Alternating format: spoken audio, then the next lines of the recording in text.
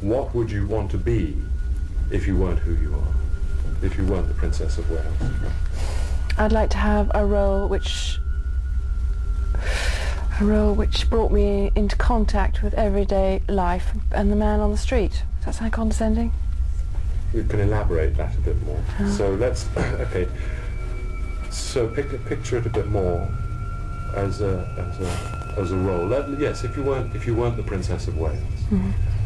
What kind of job would you like to be doing? Well, I'd like to be in a position where I could listen to people and maybe share knowledge on some sort, like counselling or something. So counselling you found interesting. I mean, yes. You talk to a lot of people. I enjoy enormously talking one-to-one to people, yes. Right.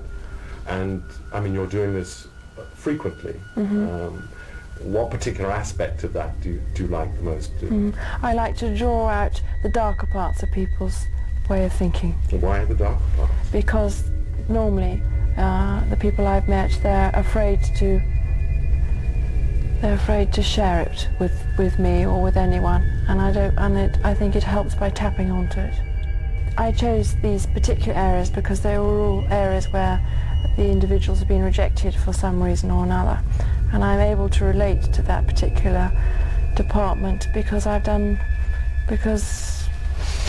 my role and my duties have drawn me into these areas.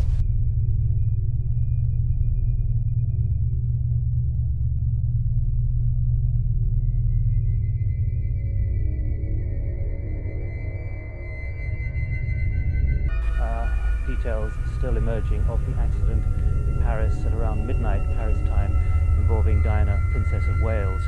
And it has just been reported that Robin Cook, the British Foreign Secretary, who's currently on a four-nation tour of the Far East, has delayed his departure from the capital of the Philippines, Manila, for what is described as an important announcement about the health of Diana, Princess of Wales.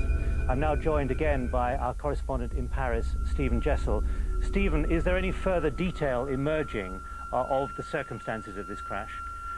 No, not really. The details have been known for some time now. What is new is this very disturbing news from the Far East that you've just given. Superficially, initially, it seemed that maybe Diana, Princess of Wales, had escaped relatively likely. I recall that the initial report said that she had a broken arm, concussion and lacerations to her thigh, none of which themselves, although unpleasant, would be particularly life-threatening.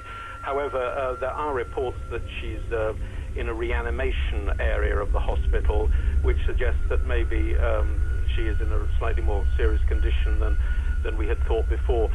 The details still appear to be as they've been all night, which is to say that the car was travelling extremely fast in an attempt to escape the attentions of these paparazzi who were on motorcycles or scooters.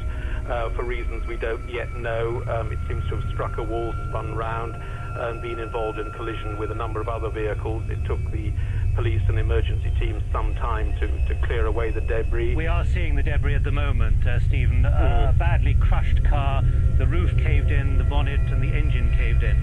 Well, if that is the Princess's car, then obviously that's extremely serious.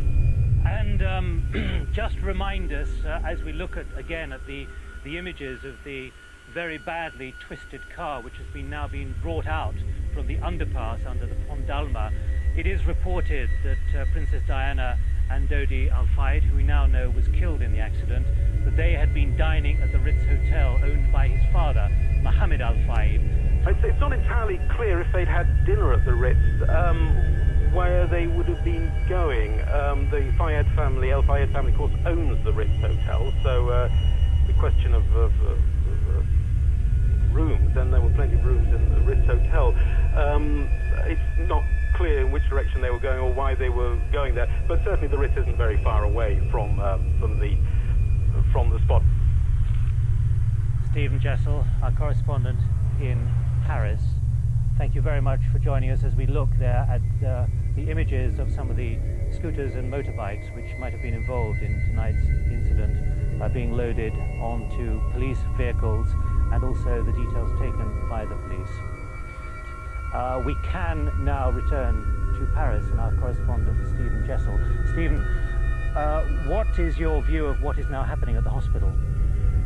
Well, I'm worried by the lack of any news or the lack of any statement. I mean, we've got this report about the concussion and about the broken arm and about the cuts to her thigh, but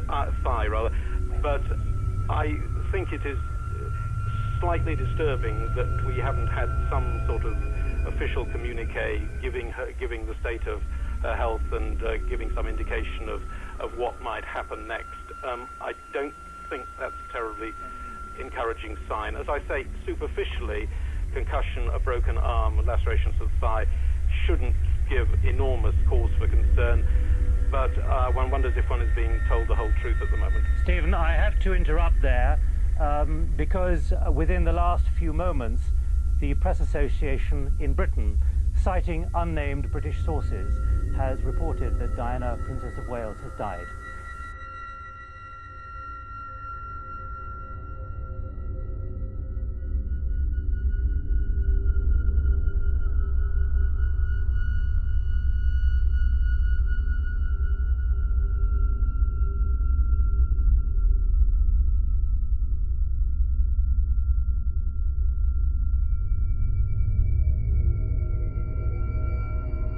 So 24 hours was quite difficult.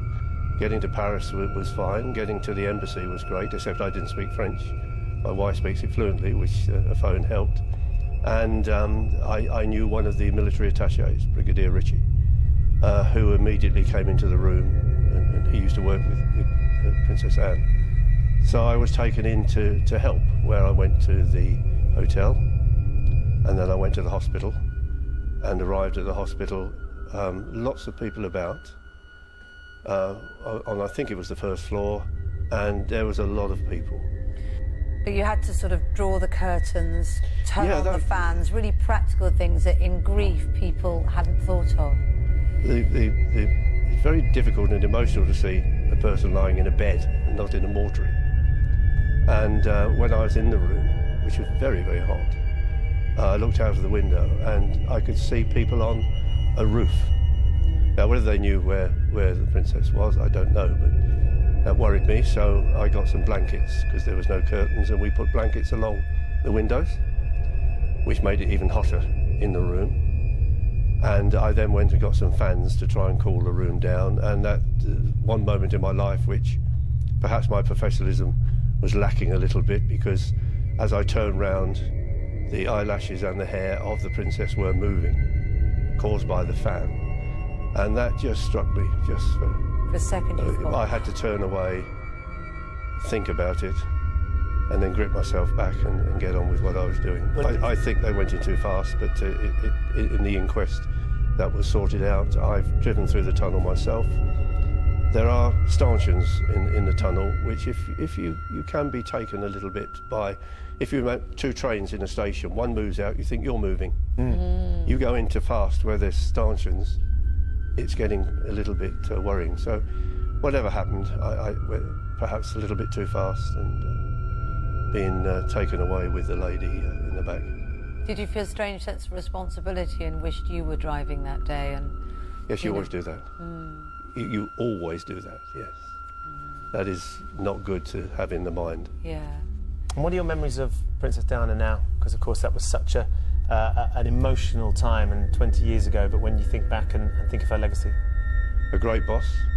I felt the last year, from August the 28th, when the divorce came through, that year up to her death, she felt to me, because I didn't work with her years ago as a police officer, I was with Princess Anne, but she was good. She seemed to be living a good life and happy.